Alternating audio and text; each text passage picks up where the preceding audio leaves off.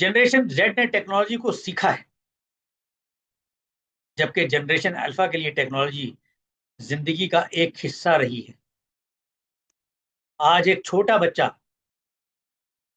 Mobile phone हाथ में लेता है तो ये बताने की जरूरत नहीं होती कि स्क्रीन कैसे खोली जाए, वीडियो कैसे चलाई जाए, या अपनी पसंद की चीज कैसे तलाश की जाए।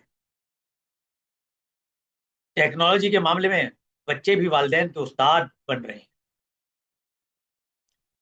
इसका नतीजा ये हो रहा है